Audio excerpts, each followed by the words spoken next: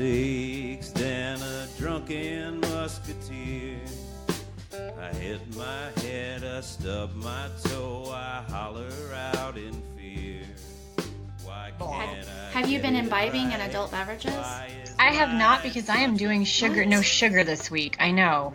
How are you going to be a drunk whore with no drunk? How am I going to be having Halloween with no drunk? What the fuck? Sure thing. So, yeah, it's a sad week, but I'm fat, so there's that. Me too, but that's never stopped me. I just don't eat. I would substitute the wine for the food. See how that works? Oh my God, I can't not eat. I am such like a hungry little whore all the time. I'm just like, oh, I need to eat. Yeah, I do. So I have this, I've been doing these shakes, these South Beach shakes. They have like a whole food system that I have, but I've been just kind of doing more of the shakes than the food. Yeah. And I set my alarm on my phone, and it says, drink a shake, fat ass, when the alarm goes off. It goes off 4 times a day. That's a good idea. It works. I mean, yeah, whatever works, dude. So I started the recording when we talked about our adult beverages, and since you didn't have any, I mean, what the hell? I can't have adult beverages because, and ladies, you'll feel me on this, although most of us are a little older by the time this starts happening. When I put my bra on, I have to put like other jiggly parts that are not my boobs, like figure out if they should go in the bra or not. It's like not that cool. So I hear you. Yeah. It's like, is that an arm? Is that an armpit? I don't know. It's like dead man's wiggle space. It's really gross. So it's time to get my shit under control. I've been trying to get my shit under control all week, and it just has not worked out. How much has you had to drink? Wow. Not a lot. I do actually. Bad all on my own. Yeah. How much have you had to drink also? I'm on my second glass right now, so I'm... Good for you. I'm not hurting. Good for you. I'm not, like, uncomfortably can't speak, although I really can't speak even when I'm sober, so... Yeah. That's the trick on all you guys. You never know. Am I sober or am I just not speaking well? Well, had you not called me out on it, I was going to totally just be like, I'm so drunk because no one expects anything more of me anyway. So there you go. Yeah. But you're blonde, so you can pull it off. I really can. But it's like weird because you're like blonde, but you're like the head reference librarian. So it's like, which is it going to be today? We don't know. Let's drown in boobs while we think about it. One of these things is not like the others. Fine. Tell me what Nugget Buttsucker wants to say. Nugget Buttsucker has a story to tell. Boy, does he. And I feel like this is my dog coming back and, like, speaking in human, because she's, like, been leaking her butthole all the time lately. And I'm like, and it's not because, I mean, she's not dragging her butt. She doesn't have any kind of weird thing. She just is a clean dog, and that's fantastic. But then she wants to make out with you, and you're like, no. Yeah, with her butt mouth. No, thank you. So I'm like, Ivy? Nugget Buttsucker says, I had to take care of my... This isn't funny. Okay. I had to take care of my mentally handicapped cousin a few years back. She could get around well enough, but due to severe arthritis in her knees and ankles, she had to be watched, helped into the bath, shit like that. Shit like that? Or shit like that? I would go into her room in the morning, help her into her walker so she could piss. This is definitely a guy writing this. Yes, and make her breakfast. And you know what irritates me the most is when they do a comma in between and the word, like, no. The Oxford You're not supposed to do that anymore. No, yeah.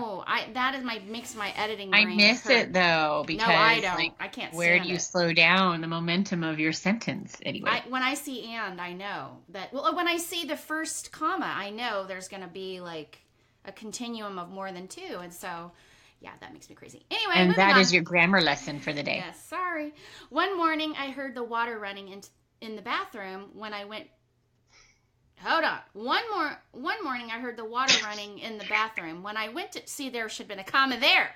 When I went to check on her, I had to pass her room on the way to the bathroom. When I did, I saw she was in her rocking chair in the corner, her blanket over her head. She was rocking back and forth. I have seen too many horror movies for this to be okay.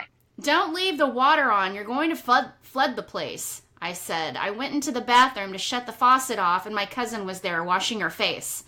I immediately ran back to the room, but it was just her blanket crumbled up on the rocking chair. My cousin wanted to know why I undid her bed. I didn't stay long after that. No, I'd be the fuck out of there too. Yeah, peace out, A-Town. Mm-hmm. Oh, thank you. Oh, my turn. My hat is bread. Okay, my hat is bread, but it's all one word. These names. Wow. If we're going to go into grammar, this is a lowercase I when it shouldn't be. Yeah. When I was just a poor black child, I mean a 7-year-old, my mom gave birth to my little sister. Me and my dad and I went to visit her in the hospital to check out the new family member. Just decide if you want to buy her or not. Mm-hmm. As 7-year-olds often do, I got bored, so my parents sent me to the kiosk right outside the main building to get an ice cream. Never go out in the hospital alone. There's crazy people there. As I was walking towards I gave birth to my second child on the same ward as the criminally insane asylum because everything was under construction. So I got to hear the loonies screaming all night. That was not okay. Anyway, as I was walking towards the kiosk, I cut over the lawn. As it was a shorter walk, suddenly I feel and hear a really heavy thud right behind me. I turn around to see the warped, mangled body, Jesus Christ, of a man in a hospital gown, maybe 40 to 50 centimeters from where I was standing. The man had jumped off the hospital roof after receiving the news he had terminal cancer. My mom and a lot of the others in the birth ward even saw the guy flying past the windows. Wow, that's a way to say happy birthday. Mm-hmm. The guy basically just fell short of killing me with him. Ugh. A group of doctors and psychiatrists asked me to get emergency therapy, but I insisted on getting my ice cream and going home. Sorry, priorities. Mm-hmm. This day, I can still recall the thud of the body hitting the ground and his body laying next to me clear as crystal. I still tell the story sometimes, mostly when I'm drunk or high. I don't know why it comes up because you need therapy, but I think shit stuck with me. You think? So. Anyway, can you imagine just walking along and boom? Yes, because that Cecil Hotel in Los Angeles that I want to go to, so many females have jumped or fallen out of the window there that at one point there was a homicide that they couldn't quite figure it out what was going on, and it was because one of the women had jumped out the window and landed on an old man. So they were trying to figure out how in the middle of the night a woman landed on top of an old man, like what they were doing, but it turned out he was just out for a walk and she landed on top of him. So, yeah, I can imagine, unfortunately. Well, Milt Chug has a story to tell. All right. My friend's dad, we'll call him Jack, and his brother, we'll call him Tom, lived with each other in the 80s. It was just the two of them living in the house, no one else. So, this one night, Jack is coming home at night and walks into his living room to see a bunch of old people sitting around and talking. As he walks in, they all just quiet down and awkwardly look at him as he walks by. He doesn't see Tom anywhere, so he just assumes Tom will be back to tend to his guests. Jack has work in the morning, so he goes into his room to get some sleep, but is kept up from all the people talking. He walks out from his room and is promptly met up with Tom, who's coming out of his room to tell Jack to keep his friends quiet. However, Jack was coming to tell Tom to keep his friends quiet. Oh. They walk out from the hallway into the living room only to see that it's empty with the leftover smell of musk. Old people stink. No, I'm just kidding. That's a true story too. Then Winslow says, this is a continuation of this story. Yes, so this was the answer. Reply. They clap awesome. Back. Oh my fucking God, your story just creeped me the fuck out. That's their words, that's their French. Listen up, I'll explain fucking why. Okay, I added that one. I live in a completely normal fucking neighborhood. My pearls are being clutched. Oh my Lord. No. There was a house once for sale a couple of years ago that was about 100 meters, this is not in America, away from my house. Yeah. It was for sale for quite a lot of time, a few months, and it was completely empty. There weren't any curtains or anything, so you could see inside, and the house is literally completely empty. Literally completely empty. Like no furniture, just white walls and empty rooms. Like, oh my God. Anyway, that's where it gets creepy. I walked by this house every night around 10 p.m. when going home from hanging out with friends or something. All right, thanks for that backstory. And I always looked through the windows to see if someone moved in, but it was always empty and dark. But one night, however, there was this one night, okay, when I walked by the house and it had lights on. There was furniture, couldn't see much, but there were tables, TV, refrigerator, most likely, etc. Most likely. And there were a bunch of old people sitting around the table talking and smoking cigarettes. Okay, I didn't find it creepy at all. I thought to myself, hey, they must have finally sold the house, and I haven't noticed it in a few days. They moved in very quickly. But the next day, I walked by the house again when it was daylight, and it was freaking empty. Again, no furniture, no tables. That's what empty means, guys. No tables, just white walls and empty rooms. Mansplain to me what that is. And for sale sign was still fucking there. I don't know why there's a for sale sign fucking in the front yard, but I'm sure the neighbors don't appreciate it. I still didn't think about it much. To be honest, I didn't care. I was really weirded out for a bit, but I forgot about it in a few hours. Now that I'm reading your story about your dad's friend, and I'm getting chills and creeps because of this one small detail, old people talking. Yeah. Old people talking creeps me the fuck out too, so what do I know? The overwhelming haunting of old people congregating and talking. All this time I thought it was just old folks' homes, but apparently it's ghosts. Well, clearly you don't work in a library, because it's like they're really sweet, but also sort of like vampires of youth. So like I sit in rooms with old people and just have all my vitality sucked out of my fish. So. Maybe that's why you're having a problem with multi-boob layers. Multi-boob layers and gray hairs, man. Just all of them. Really? Gray hair? Yeah, dude. My mom don't have any. My mom had white hair by the time she was younger than me, and her mom had completely like white, silver, really pretty hair, both of them. So wow, well, and I didn't start pretty. getting that way until I became a boss. Nice. So what's that? I actually think that's pretty. That silver hair. It does. It's really cool. But in the in between stage, when you just have really weird texture in the front and not the back, it's kind of balls. So yeah, I understand. Balls.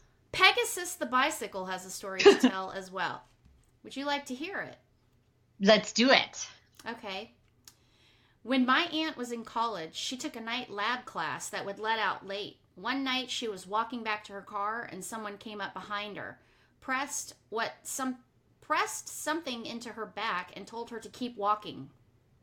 Suddenly, a man coming toward her who she had never met before looked at her, threw open his arms for a hug and said, "How are you? I haven't seen you in so long." He then whispered, "Play along, he has a gun." My aunt immediately played along, hugging back and acting excited to see the stranger.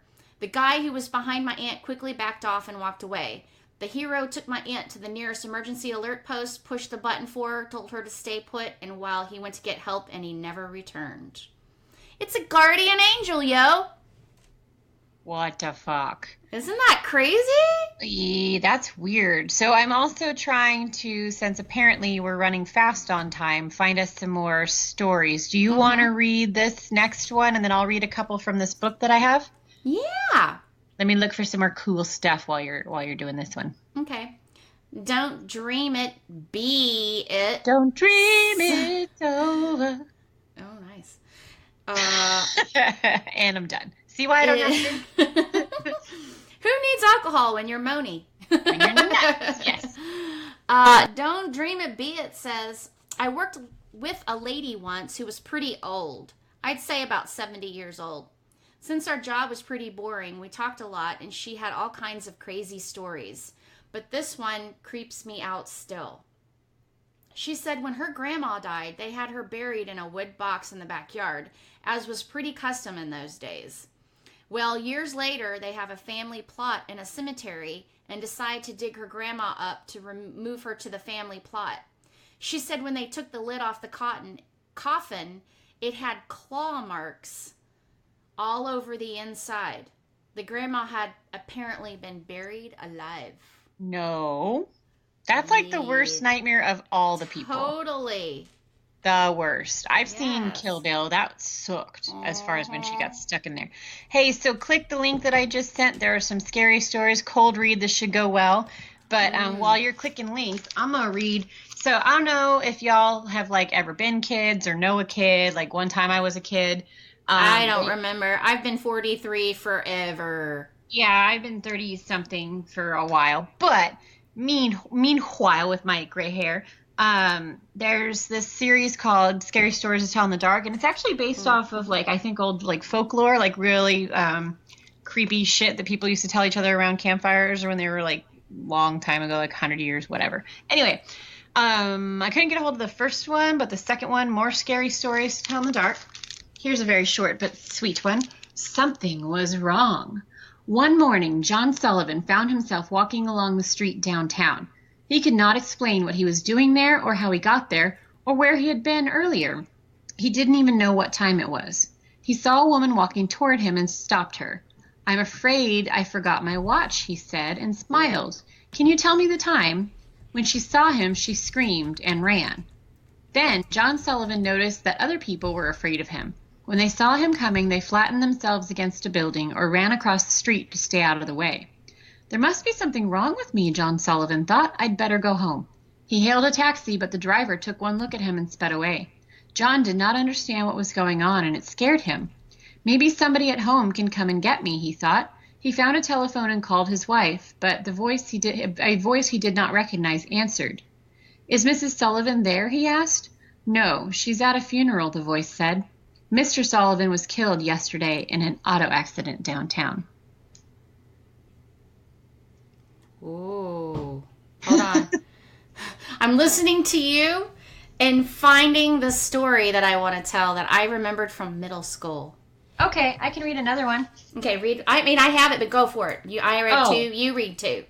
Okay, this is a pretty short guy, too. Again, the cold read. Haven't read this one. The wreck. Fred and Jeannie went to the same high school, but they met for the first time at the Christmas dance. Fred had come by himself, and so had Jeannie.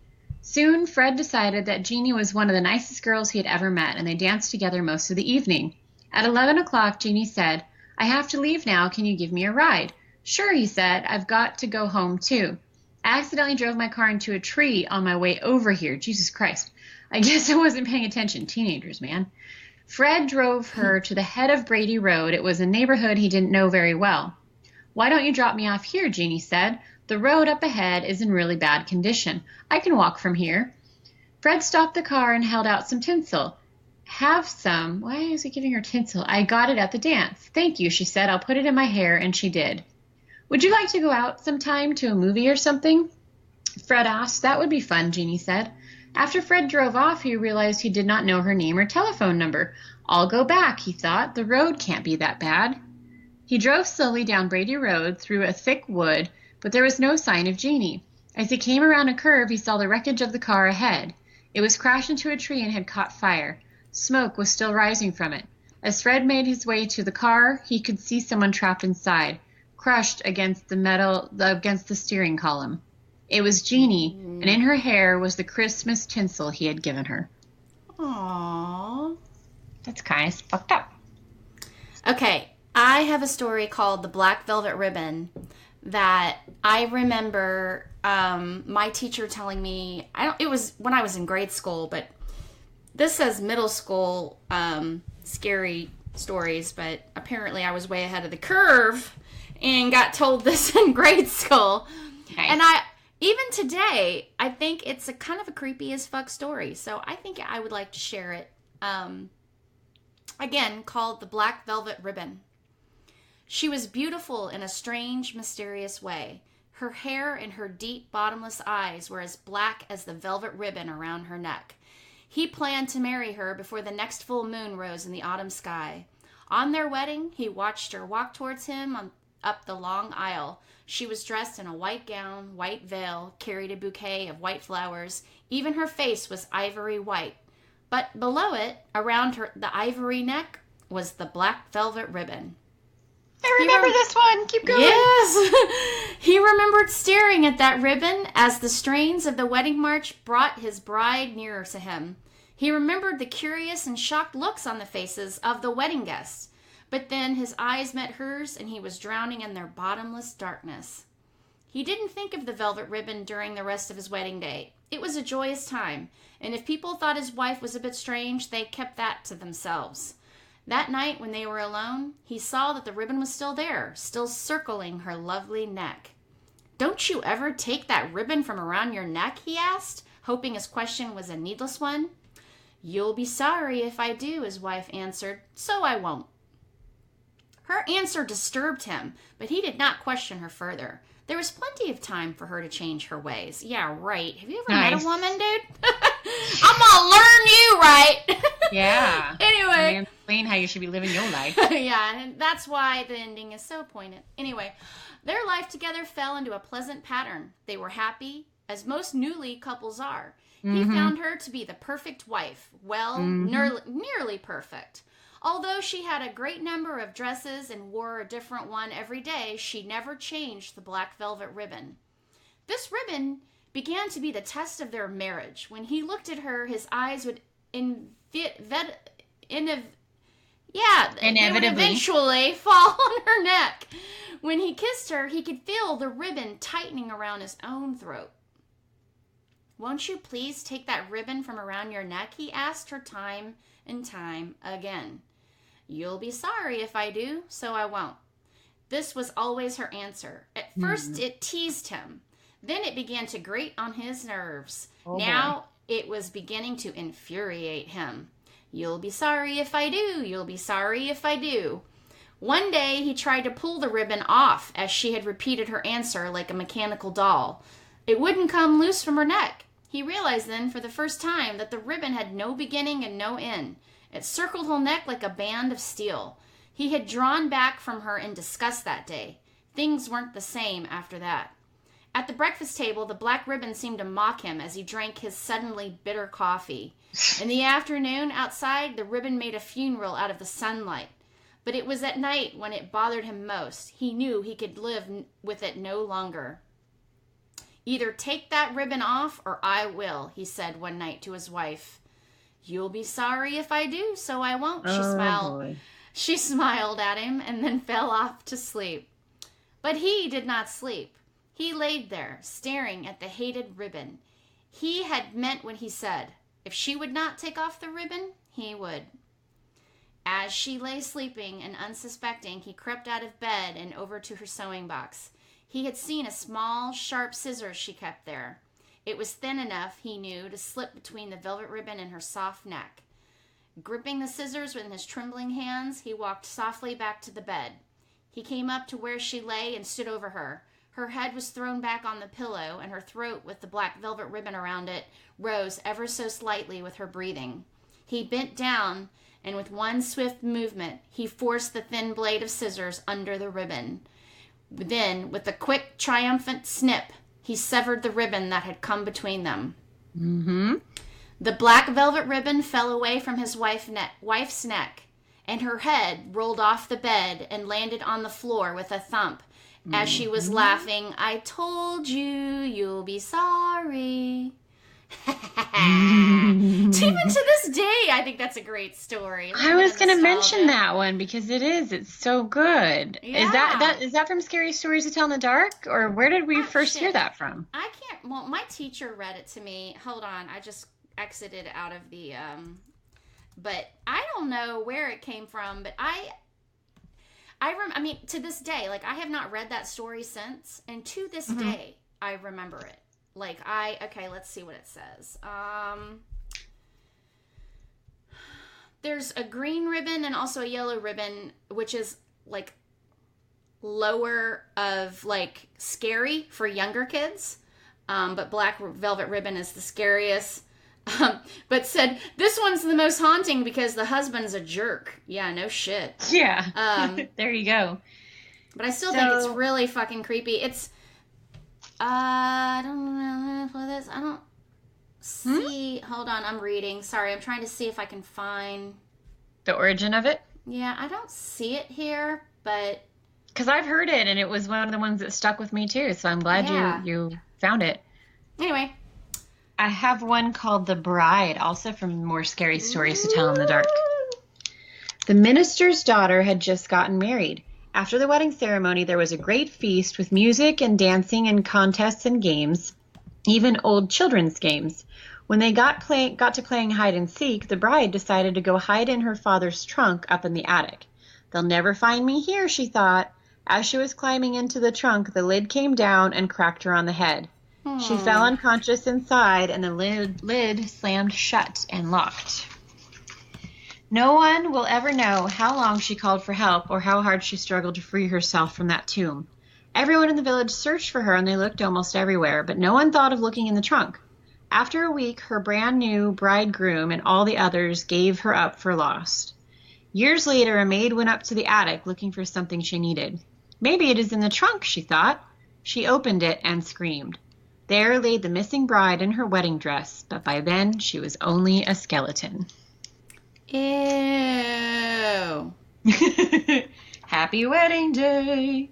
How did that happen? Okay. Well, here's some, these ghost stories are kind of long, so I didn't know if, should I just take a gamble and read one of these? Yeah, we have 4 more minutes if you want to do like a whole long one long one. That's Okay. what she said. Do one long one. I always want to do a long one. Okay, I will do The Face on the Tree. Gloria and her friends Sarah and Megan enjoyed riding their horses through the woods next to the riding stable. Many of the old-timers at the stable warned them not to pass the Black Woods at night on horseback. The haunted woods often spooked the horses as well as the riders. One particularly beautiful night close to Halloween, that's never a good idea, the girls rode out further than they intended. The crisp leaves crunched under the horses' hooves, and the girls spent more time than usual exploring an unused trail. The sunset faded. The girls suddenly realized they would have to pass by the Black Woods in pitch darkness. Oh, shit. The horses knew the path and picked their way carefully through the woodland trail. As they came to the fork in the trail that led left past Black Woods towards the stables or right towards the road, all 3 horses balked and refused to turn left to the Black Woods. Who would? Gloria said, Let's dismount and walk them the last little bit. We're almost home. You go, Sarah said. I want to ride towards the road and walk on the road back to the stable. Gloria persisted. We're going to get in trouble if we walk the horses on the road at night. It's too dangerous. Besides, we're almost back. We just have to get through the Black Woods. Sarah and Meg had already turned their horses and headed towards the road. Fine, Gloria fumed. I'll go straight. She urged her horse forward. As they rounded the last turn into the Black Woods, an eerie glow suddenly lit the path in front of her. Georgia urged her trembling horse forward. As she turned the last corner through the Black Woods towards the riding stable, the glow became stronger and centered on a huge lightning-struck oak tree.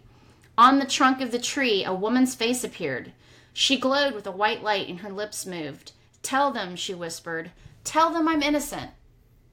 Gloria kicked her horse, but the horse needed no urging. He flew through the woods and stopped at the stable door. The horse was like, I'm getting the fuck out of here. Yeah, horses are You smart. don't need to kick me, bitch. I'm Unlike out. people. Horses aren't as dumb. I didn't want to come anyway, you dumbass. Nope. Anyway, the next day, one of the stable owners, Tommy, stopped by while Gloria groomed her horse. Tommy had heard that Gloria had ridden alone through the Black Woods after dark, and so close to Halloween. As she curried her horse, Gloria worked up her courage to ask Tommy, why do people say we shouldn't go into the Black Woods at night? Because of the hanging tree, Tommy said. The big oak? It was a statement from Gloria, not a question. The very one, said Tommy. The apparition's words echoed in Gloria's mind. Tell them I'm innocent. She shivered. She never rode anywhere near the Black Woods or the old hanging tree ever again. Probably because her horse wouldn't take her there. Well, yeah, her horse is like, duh. Dumbass, I didn't want to go there anyway. No. Yeah. All right. These are mellow yellow stories. So I like scary shit my pants. Hey, they were stories. found in a pinch, yo. I appreciate your effort. And I just read the Black Velvet Ribbon, so hello. I get it. Well, we'll bring some more hardcore shit. I will contribute actually and help out, and we will get some hardcore shit for next week. But there's your light, because we're living in a spooky world. Actually, this morning I was listening to true crime podcast. Mm-hmm. And it was talking about a haunted place, and they were like setting the scene. And I love to be scared, so the only person in the house was the baby, and she was asleep. And I was getting ready for work, and I kept feeling like I was being watched, and I was like starting to laugh at myself, because even if it was a ghost watching me, I'm in no danger. So I was freaking myself out, and I loved it because that's why we watch horror movies and stuff, right? That delicious feeling of being scared. And then I kept feeling it more and kept thinking I saw something out of the corner of my eye over and over, and I'm kind of literally just walking around smiling to myself at being so silly. And all of a sudden I heard a huge, like really loud and forceful, and not a sound that anything that could leak would make, not a sound that the baby could make. Like my dog, I had heard him up and walking around, so that I was like, at first I was like, what's walking? I'm like, it's my dog. But that pop sound, I don't know what it was. It was very close to me. It was extremely loud, and I freaked myself the fuck out and had to call my husband and be like, hi, let's chat while I'm in the house and make sure that nobody's in the house with me. Like, yeah, I creeped myself the hell out. So happy Halloween to me. Hey, you know what I think it is? The second you started telling me this story. Hereditary. No, the second I heard this story, I heard you talking, it immediately popped into my head that somebody has attached themselves to you from the library and is following you into your homestead to check out your digs. It's not impossible. And no? I don't feel threatened, though. No, not at all. But it's an eerie feeling to be basically by yourself and feel like someone's hanging out with you that you can't see. Like, that's a weird I didn't even hear your story, and I was like, somebody's followed her home from the library. I thought you were thinking of Hereditary with them. No, not at all. You know? No, I heard, like, somebody's followed her home. Just curious. Like, sees you at work and is trying to figure out what you do and where you go and your life, and just being a little voyeur and probably looking for some attention. Yeah, well, definitely. I mean, echo. Like, at first I was like, I didn't hear that, but it was like I heard the echo continue. I was like, that was a loud fucking pop. I have no idea what makes that big of a weird, particular little pop sound. So, and have you ever heard of the book? I'm sure you have. It's a book, The Gift of Fear. Yes. Look it up. Isn't it a nonfiction about why we have fear? Like, what the point of it is? Yeah, so basically, I mean, we're an animal like everybody else, and we have senses and intuitions, and we, unfortunately, in human society, are trained from an early age to block fear warnings. Like our senses, like deer. Like a deer will just creep the fuck. It's, it immediately senses something and takes off. It doesn't even think. It doesn't try to rationalize it and go, oh, it's nothing. No, it just takes the fuck off. Dogs, every animal but humans react to the senses that they were given, like that intuition, those feelings, the fear gift that all humans or living things are given.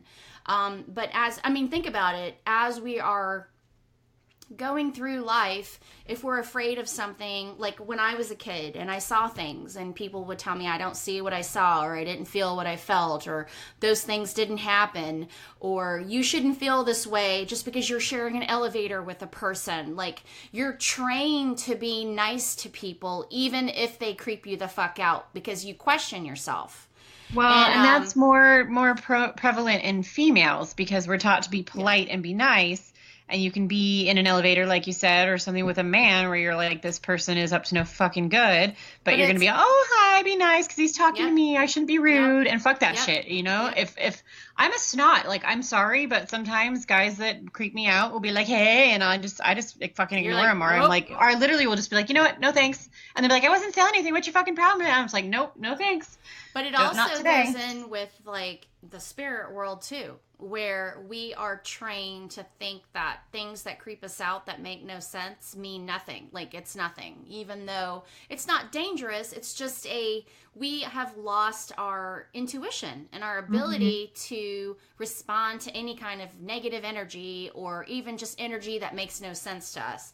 We just kind of, yeah, I must have seen it wrong, or I must have experienced, or my mind's playing tricks on me or something. Like, that's, we do that even though, like, if like when you pull a dog into a haunted house, their reaction's totally different than a human's, and we're looking at them like, geez, calm down, dog, you're a wackadoodle, geez, you know, and they're actually responding because there's something there, you know what I mean? It's like, we have learned, like, we're just civilized society that doesn't respond to things that don't make any sense anymore. Yeah. I think there's got to be a healthy balance between, like, science, like, we don't want to go back to when, like, the devil and God, like, dictated everything, and spiritualism was, like, ruled your life and controlled everything. And if you weren't feeling good, it meant you were possessed or whatever. But we also need to kind of tune into the fact that whether you believe in it as a spiritual thing or as a science thing, there's energies out there that we cannot explain, and they're there, and we just have to kind of stop, like, forgetting and, like, pawning it, and, like, that fear of not, because how ridiculous do I sound, like, saying that, oh my gosh, I grew up in a haunted house. I mean, people sometimes look at me like I'm fucking crazy, but I'm like, I know it was there, like, I know it's not explainable, and it's like, but they weren't there, so it's like just this sad state that we all just can't be like, no shit. Wow. Yeah. So when you're telling that story, I'm like, yeah, it's probably a spirit, you know, like, not even a question, because what's wrong with that? What's wrong with saying that? It felt like someone was hanging out with me, but it was super weird to not be able to see them. So yeah, it was probably that dude Virgil, just, he seems very, like, fixated, and not in a dangerous way, just kind of like, you're alive, you're cute, you're rocking the library, he's hanging out the library bored. He's probably pretty curious about what the hell you're doing, and when you go home, like, what does she do when she's not hanging around in the library? Like, I'm just gonna go check it out. Rocking the podcast, that's what I do. That's right. So. Hanging around with some kids, he's like, oh shit, no. He's probably hasn't come back after that. Oh, that's way less exciting for sure. I'm old. I don't want kids. Yeah, he's probably like, I don't want to hang with these kids. No. Yeah, never mind. Go back to the library with the old people. That's right. I'm gonna go sit at the table with the old people talking. Yeah. There you go, and smoke cigarettes. There you go, bringing it all back. Mm-hmm. Yeah. I know. I'm a kooky person. I can't help it. I just like having an open mind. So. Hey, I just told a story about something popping gum. I don't even know by me, so I really can't judge anybody else. Yeah. No. Well, that's why I love you. That's why we're going to have so much fun in just like, what, a week and a half? I'm so fucking excited. 1 week from Wednesday, we will be convening. I can't believe it. Wow. It's going to be great. It's going to be the best birthday present ever. We're going to take crazy pictures and videos. It'll be amazeballs. Yep. Yes. I am so excited. It's going to be epic. So I hope all you guys, well, I'm not going to advertise y'all on here. Y'all already listening. Y'all already bought it. Yeah, you bought the horse or the cow. Hey, y'all, sign up for Patreon. Oh, you're already listening because you're bought it. Sure to martyr. I am going to put together a cute little, like, advertisement with our drunk horror stories and videos and stuff to put in our main podcast so that they can kind of get a little bit of a hint of the shit we say and do. Nice. Secretly, behind the scenes. Behind the scenes. Mm-hmm. Where we keep it real. All right. All right, lovely. Is it time? Yep. Is that time? It's that time to creep it real, to close it down, to shut it down. Y'all, I'm not going to tell you. I'm going to give Moni the numbers when I quit recording, but my mind is blown. Like, wow. I am speechless. So, thank you. Thank you guys very much for all your support. I'm watching the numbers tick up, and it just is seriously mind-blowing. So, it just really helps us do what we do, just like the support. So I appreciate it, and I know that Moni and Yardley appreciate it. Hell yeah. And hell yeah. I mean, it just motivates me to do even more, really, just to see all the downloads and everything. So had lots of people reach out to me on Twitter to say hi, and so it's like finally kind of rolling in, you know, like the contact and stuff on Twitter, and it makes my crazy creeper heart happy. So thanks, y'all, and creep it real, everyone. Why can't I get it right? Why is life such a chore? Then I refill the Brita, spill it on the floor. If it was easy, would I really care? If it was easy, would I really be there? The devil may tease me into his dark lair.